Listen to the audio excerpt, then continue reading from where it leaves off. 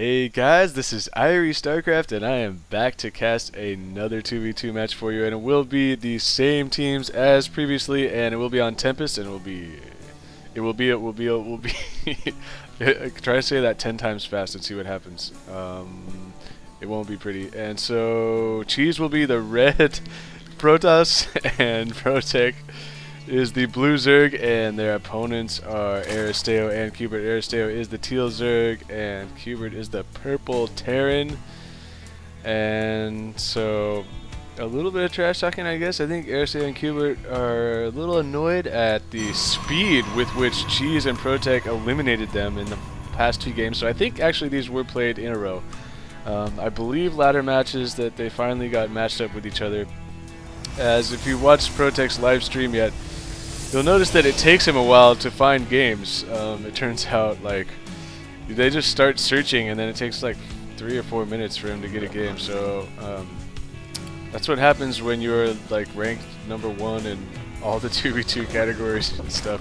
As ProTech is actually has a member of 2 arranged teams in the top 10 on the North American server, and I believe is ranked #1 overall in the random 2v2s right now. So that is pretty good. And so yeah, his live stream, if you want to check it out, I will post links to that on this set of replays for sure for all you guys. And so I did see that she said something about DTs. As you see, the double gas going down at 15. So I am expecting some DT action, and so will ProTech be throwing down or getting some overlords, like to get some cheesy DT action like over here or whatnot? We will see.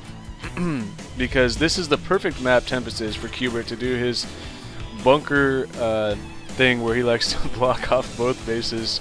You guys that have been watching Aristeo and cubert, you know about this. But this is, again, this is an older set of replays, so this is the way they used to play. I haven't seen any of their new games. I actually did download a couple of their new games, so I will be casting some of those in the near future, as those should be exciting as well.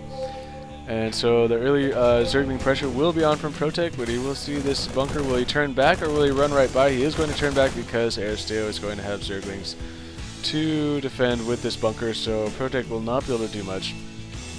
And the one cool thing about this bunker here is it really just prevents the annoying harassment that ProTech and any Zerg players usually like to do in these team games, so just forcing you constantly to micro back and forth, moving your probes in and out to try and deflect the Zerglings, and it's so annoying and frustrating and totally throws you off of your build order, which is the advantage of being aggressive in the early game. So Cheese is bringing a probe up here, and is that going to be throwing down a proxy pylon? Most likely. So we'll see where this pylon is going to go down, and the Dark Shrine should be about to begin as soon as that Twilight Council. There is the Dark Shrine beginning, and here is the proxy pylon. Looks like it will be down in this corner, and Aristeo has stopped moving this overlord, so I don't think he's going to see the proxy pylon when it goes down. But at the same time, see, we do see ProTech trying to bring this overlord up here. It looks like this overlord is going to try and get up here and give that sight on this edge. But Cheese better be careful, because this overlord's sight is pretty close there. Actually, it looks like he may miss out, as this, yeah, that is going to be perfectly placed right there. At the same time, ProTech still just chilling outside the front, knows he can't really do anything. But Aristeo, he's got 4 banelings on the way. So could these banelings do a bit of damage before the Dark Templars are ready? It better happen really quick, and doesn't look like it is. So he's going to stash these banelings at the top of the ramp. Always a really good idea. I've started trying to do that, but somehow things like that just never seem to work out for me. As Cheese is bitching about the overlord taking way too long. As ProTech's overlord sort of came down here first and had to go all the way around the map. And could the delay really cost him, as 3 Dark Templars have been warped in from Cheese on the right side into Aristeo's main, and Aristeo sees this immediately, is trying to get his lair upgrade, and the scan is going down in the main. Will he be able to surround these DTs and kill them before the scan wears off? Oh, it's going to be close. Yes!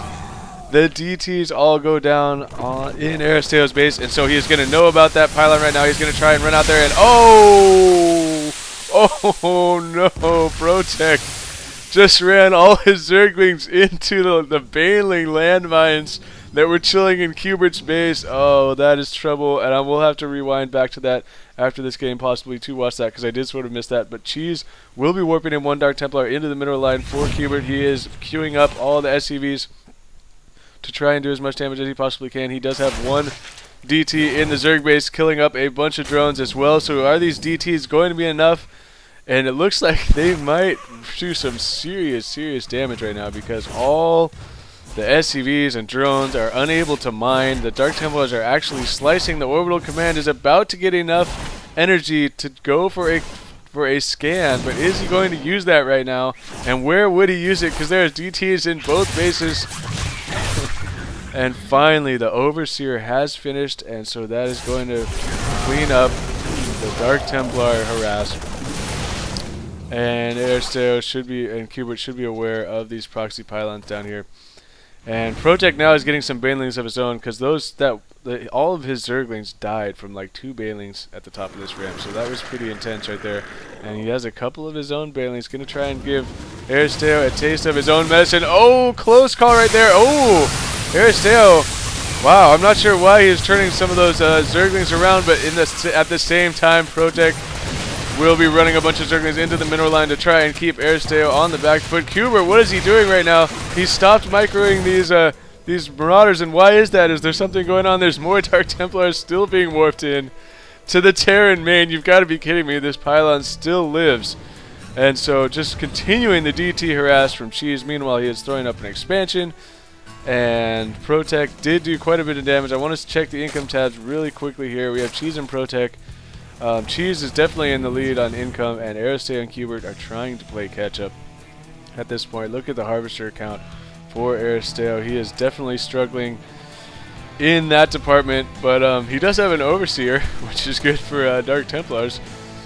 ProTech continuing to be aggressive, though, and finally the Proxy Pylon is going to fall, so no more Dark Templars warping in up there, but ProTech with these 4 Banelings is going to keep Aristeo's Zerglings at bay.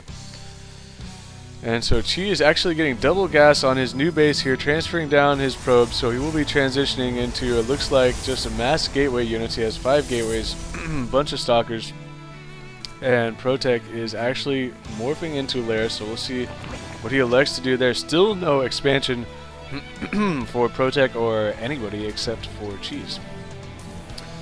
So, bit of a standoff here as more stalkers are being warped in, and at the same time Aristeo is continuing to try and rebuild his economy. He does have, he's back up to 16 drones, but Cheese pretty far in the lead with 42 harvesters right now.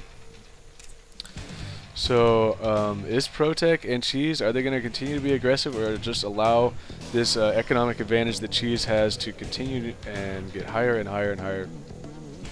As another gateway coming down for Cheese, so it looks like he is going to mass Stalker, and he already has Blink completed. So mass Blink Stalker for Cheese, Zerglings and a few Banelings for ProTech. He is throwing down that his expansion finally down here, and he is going to be getting out a Spire, which I really like that, because he will be able to continue the harassment into the mineral lines. There is one missile turret here for Cubert, but that is about it. Spire for Aristeo also coming down, as Aristeo has spent pretty much this entire time re-droning up.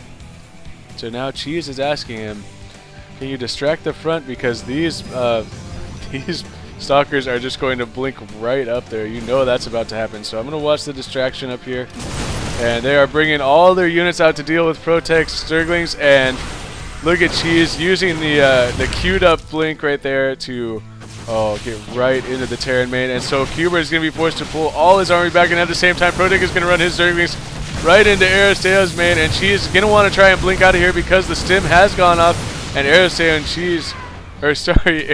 is going to GG and leave as soon as ProTech Zerglings get into the middle line. So very well played by ProTech, and Cheese again going 3-0 in this set of games against Cubert and Aristeo.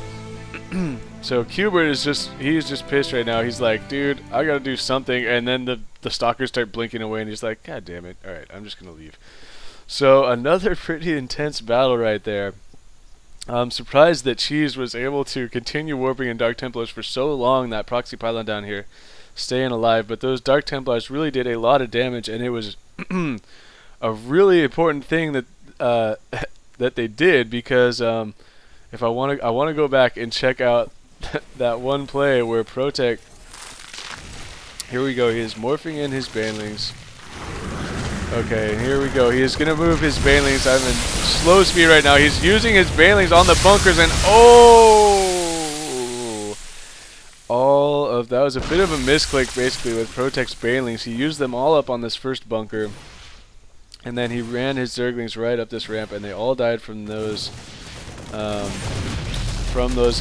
banelings at the top of the ramp. Very effective to hide banelings up there, but at the same time, Cheese with his Dark Templar harass really turned this game around, and then so yeah, well played, obviously, by Cheese and ProTech. And we'll see. We have one more game between these teams. We'll see if Aristeo and cubert can break through.